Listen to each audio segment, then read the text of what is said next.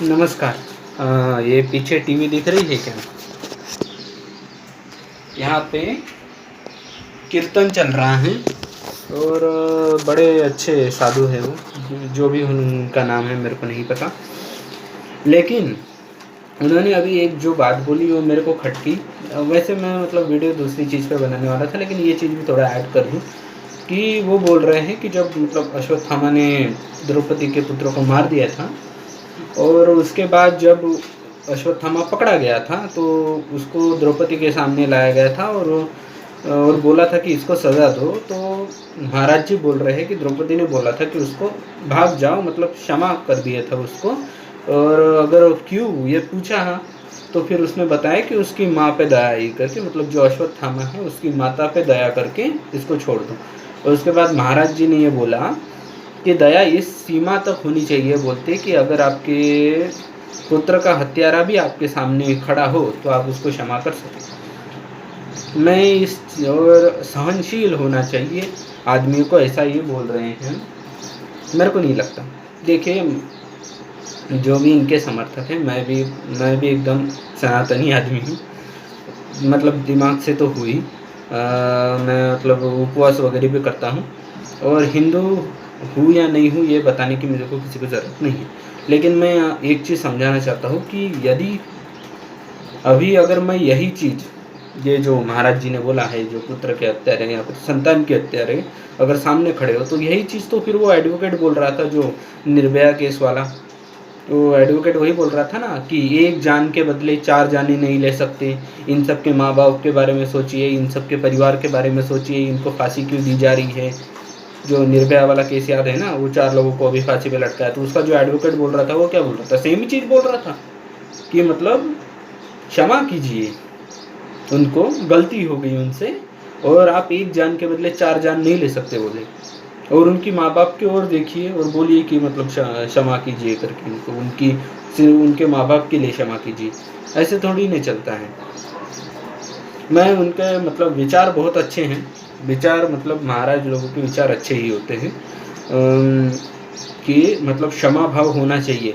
लेकिन ये जो क्षमा भाव है, इसकी अभी फ़िलहाल जो हिंदुत्व है उसको आवश्यकता नहीं, क्योंकि ये जो क्षमा भाव है ये धीरे धीरे धीरे धीरे करके, इसी के कारण आज भारत जो इतना बड़ा था वो इतना सा रह गया।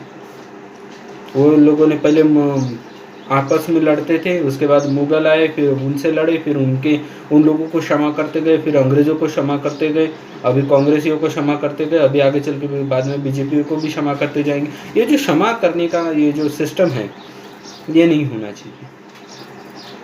क्या है कि अगर किसी ने जितना ये किया है अपराध, उसको उतनी सज़ा देना ज़रूरी है, वरना आगे वाला समझता नहीं है। दंड देना ही ज़रूरी है ताकि लोग वो सारे काम करने से डरें। तो भैया मैं महाराज जी की बातों से सहमत नहीं हूँ इस मामले में कि अपराधियों को क्षमा करें सिर्फ इसलिए कि उनके परिवार वाले दुखी होंगे। नहीं, वैसे तो फिर जितने भी अपराध आजकल हो रहे हैं इन सबको क्षमा कर देंगे, क्योंकि अभी प्रत्येक अपराधी की एक माँ तो होती है ना, तो फिर सबको क्षमा कर दें क्या? ऐसा नहीं होता है ना भाई। हो सकता है मैं उनका भावार्थ गलत समझा हूँ या फिर जो भी है, लेकिन जैसा मेरे को लगा मैंने वैसा सुना दिया, ठीक है। और अगर जिनको लगता है कि मैं ऐसा कुछ गलत बोल रहा हूँ तो आप उनका भाषण देख लीजिए जो अभी चल रहा है। आज की डेट है 12 मार्च आज की डेट है, 2021 ये साल है। आप देख सकते हैं उनका टीवी पे चल रहा है, ठीक है।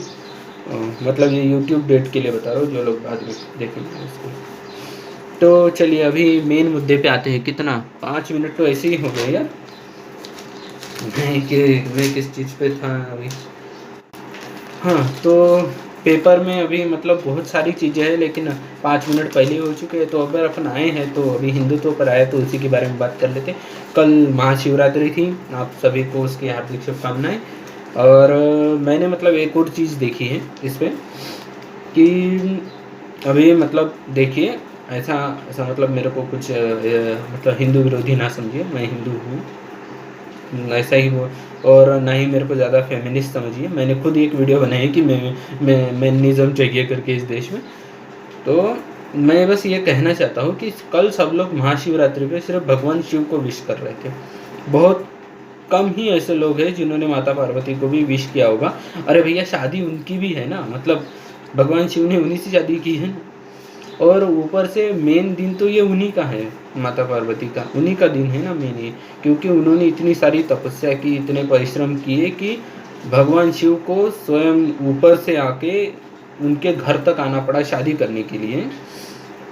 तो मतलब मेहनत होती है ना, भगवान शिव ऐसे प्रसन्न थोड़ी ना होते हैं, मतलब कड़ी कड़ी परीक्षा लेते हैं लोगों की, उसके बाद प्रसन्न होते हैं। तो इतनी सारी कड़ी परीक्षा देने के बाद ये दिन उनके लिए आया है, तो उनको भी विश कर देते तो कोई प्रॉब्लम नहीं। वैसे किया है, बहुत से लोगों ने किया है। मैं बस ऐसा देख रहा था कि जनरली लोग ना मतलब शिव जी के नाम के ही स्टेटस डालते हैं, आदि शब्द को भूल जाते हैं, इसलिए चलिए ठीक है, कोई बात नहीं। ये नॉर्मल सा टॉपिक था, मेरे दिमाग में आया, मैंने बोला कि बात कर दें। वैसे तो मतलब शिव शक्ति को अलग नहीं माना जाता है हिंदू वैदिक संस्कृति में, सनातन संस्कृति जिसको बोला जाता है उसके हिसाब से मतलब दोनों एक ही है ऐसा मानते हैं। और जो क्या बोलते हैं उसको, अर्धनारी नटेश्वर जो रूप है वो उसका एक अच्छा खासा प्रमाण है। बट चलिए ठीक है, जो मेरे मन में था वो मैंने बोला है। अभी चैनल मेरा है तो मैं कुछ भी बोल सकता हूँ, ऐसा है। और चलिए कोई बात नहीं। तो भैया मैं पहले ही बता दूँ, महाराज जी का मैं बहुत ज़्यादा सम्मान करता हूँ। जो भी इनका नाम है, मेरे को नाम नहीं पता, बहुत ज़्यादा सम्मान करता हूँ। मेरे घर पे भी ये दिन भर चलता रहता है, आई बाबा दोनों उनको देखते हैं, तो ऐसा कुछ है नहीं उनके खिलाफ। मैं बस उनके उस चीज़ से एग्री नहीं किया कि अपराधियों को क्षमा करे करके। सिर्फ ये देखने, सिर्फ उनकी माओ के बल पे अपराधी को दंड मिलना चाहिए, चाहे उसके घर में माएँ हो या फिर बच्चे हो। अभी वो क्या नाम है उसका, एक महिला है जिसने अपने घर के 7 सदस्यों को मार दिया था सिर्फ किसी एक आदमी के लिए। और उसका अभी एक बच्चा है, तो वो बच्चा चाहता है कि उसकी माता को दया मिले। और मतलब वो पहली महिला है जिसको फांसी पे टांगने का मतलब ऑर्डर है। अभी मतलब डेथ ऑर्डर आने का है, बट सज़ा उसको फाइनल है कि फांसी मिलेगी, क्योंकि 7 लोगों को निपटाया उसने अकेली ने।